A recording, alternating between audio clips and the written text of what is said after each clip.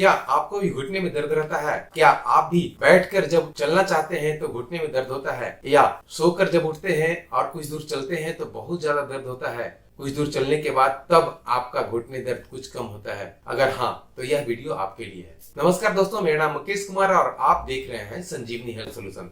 आज की इस टॉपिक में हम कवर करेंगे कि हमारे घुटने से रिलेटेड अगर किसी भी तरह का प्रॉब्लम है, जैसे में जो खास करके देखा गया है कि अगर आपका 35 और 40 से ऊपर एज होता है तब हमारे घुटने में दर्द होना शुरू होता है। कारण बहुत सारा हो सकता है, जिसमें मोस्ट कॉमन कारण जो है वह है कि हमारा बॉडी वेट का ज्यादा बढ़ा रहना, जिस कारण हमारे घुटने पर उसका असर ज्यादा होता है और घुटने में जो गैप होती है उस गैप में कमी आ जाती है। जनरली मेडिकल टर्म में इसे ऑस्टियोआर्थराइटिस के नाम से जाना जाता है। आप जानते हैं ऑस्टियोआर्थराइटिस में हमारा जो घुटना होता है, इस घुटना का जो बीच में गैप होता है, उस गैप में सिर्फ लिक्विड यानी जेली टाइप का एक चीज होता है जिसे हम कार्टिलेज कहते हैं, और ऊपर में एक जो पटेला होता है जिसे हिंदी में उसको चक्री भी बोला जाता है, साइड से चारों तरफ से लिगामेंट से कनेक्टेड होता है। यह घुटना किसी भी एंगल से एक दूसरे से कनेक्टेड नहीं रहता है, बल्कि लिगामेंट से कनेक्टेड रहता है, और वह जब हम आगे करते हैं, पैर पीछे करते हैं, वह लिगामेंट की वजह से ही हो पाता है। दोस्तों, हमारा वजन बहुत ज्यादा अगर बढ़ा रह रहा है और हम इसमें बहुत ज्यादा ध्यान नहीं दिए और जब हमारा घुटने में दर्द होना शुरू हो गया, तब मुझे लगा कि नहीं, अब इसे दिखाना चाहिए। डॉक्टर को दिखाते हैं, उसके बाद वह एक्सरे लिखते हैं, कुछ जांच वगैरह लिखते हैं। ये सारे टेस्ट वगैरह कराने के बाद और एक्सरे कराने के बाद डॉक्टर भी डिसाइड करते हैं कि आपको ऑस्टियोआर्थराइटिस है। दोस्तों, अगर ईयरलियर स्टेज में आपको ऑस्टियोआर्थराइटिस का प्रॉब्लम हुआ है, घुटने में दर्द होना शुरू हो गया है, तो आप उसे 10 से 15 दिन में ठीक कर सकते हैं। हम अपने घुटने को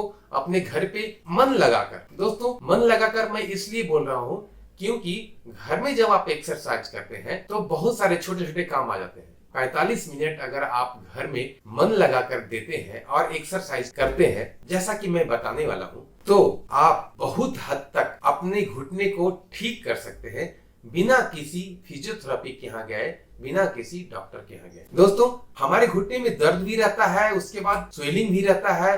कभी कभी होता है कि आप स्वेलिंग इतना ज्यादा रहता है कि आप चल नहीं पाते हैं, छूते हैं तो दर्द होता है, चलने में दर्द होता है। तो सभी का एक ही इलाज है, एक्सरसाइज। दोस्तों, एक्सरसाइज में मुझे 2-3 तरह का एक्सरसाइज करना होगा और उसे अपने घर पे बिल्कुल घर के सामानों को उपयोग करके उसे हम एक्सरसाइज के रूप में कर सकते हैं। दोस्तों, इस वीडियो में आगे हम ये भी बताएंगे कि हमें क्या क्या चीज ऐसे खाने चाहिए जिन्हें ग्रीस की कमी हो गई है। कहने का मतलब, जब आपके घुटने के बीच में जो कार्टिलेज होता है, जिसको आमतौर पे लोग ग्रीस बोल देते हैं, उसमें भी अगर कमी हो गई है तो हम अपने खान पान में कुछ ऐसे बदलाव करेंगे जिससे हमारे ग्रीस का बनना शुरू हो जाएगा। तो हम अपने खाने पीने में कुछ ऐसे चीजों को खाएं जिससे कि हमारे ग्रीस बनना खुद ब खुद चालू हो जाए, स्टार्ट हो जाए हमारे शरीर में।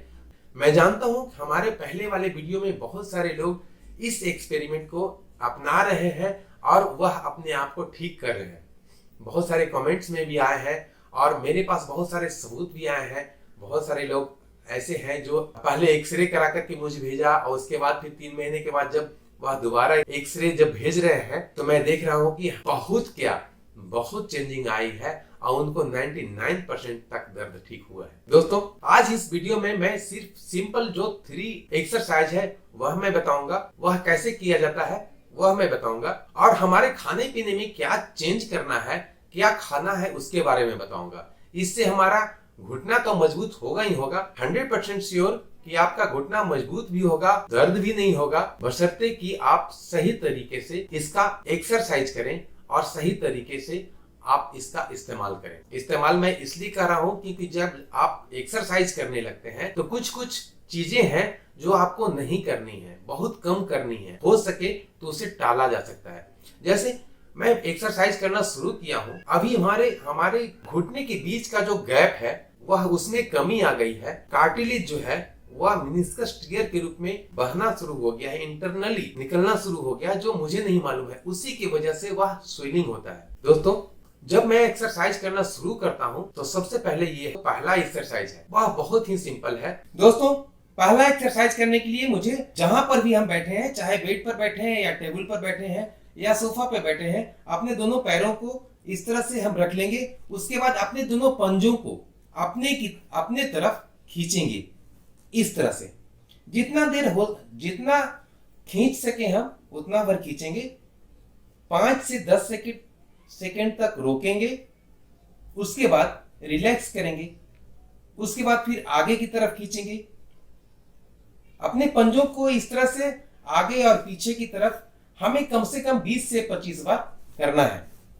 20 से 25 बार करने के बाद थोड़ा सा पैर फैला लें और दोनों पंजों को क्लॉकवाइज घुमाएं, एंटी क्लॉकवाइज घुमाएं, क्लॉकवाइज। इस तरह से हमें कम से कम 20 से 25 बार, 30 बार, आप जितना कर सके उतना कर सकते हैं। इस तरह से हमारा यह पहला एक्सरसाइज कंप्लीट हुआ। दूसरा एक्सरसाइज भी हमें बेड पर ही, जहां पर बैठे हैं वहां पर ही करना है। दूसरा एक्सरसाइज करने के लिए हमें अपने घुटनों को नीचे की तरफ, नीचे जो है बेड की तरफ हमें प्रेस करना है, दबाना है अपने घुटने से ही। हम अपने घुटने को नीचे की तरफ प्रेस कर रहे हैं इस तरह से।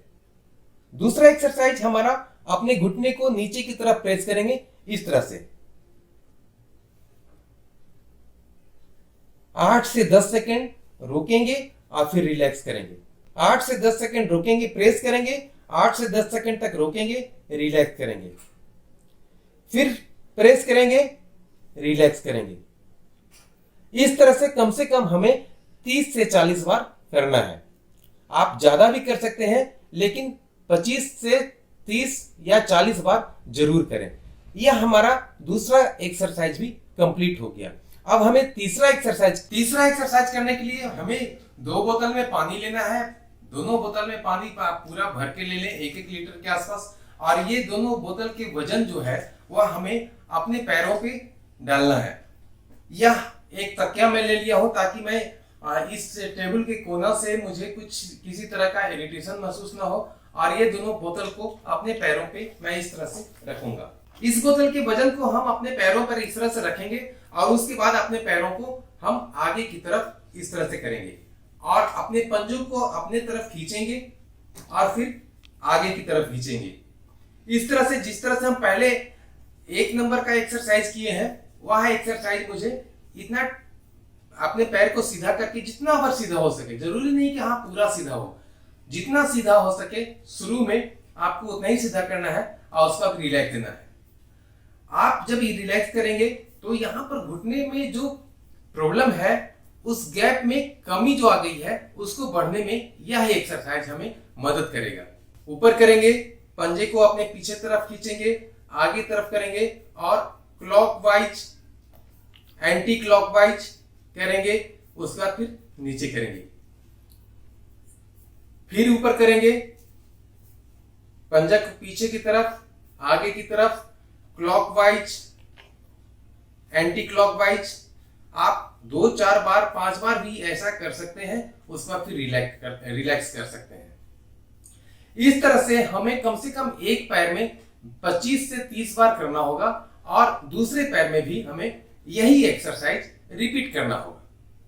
तो इस तरह से हमारा यह तीसरा एक्सरसाइज भी कंप्लीट होता है और यह तीनों एक्सरसाइज हम करके अपने घुटने के जो बीच में गैप की कमी आ गई थी उसे हम ठीक कर सकते हैं। और वहां पे जो ग्रीस का कमी हो गया था, वहां पे धीरे धीरे जब हम खाने की चीजों को सही तरीके से खाएंगे तो हमारा ग्रीस भी बनना शुरू हो जाएगा। दोस्तों, यह तीनों जब एक्सरसाइज आप स्टार्ट करते हैं तो हो सकता है कि आपको घुटने में दर्द जो पहले से था उससे बढ़े।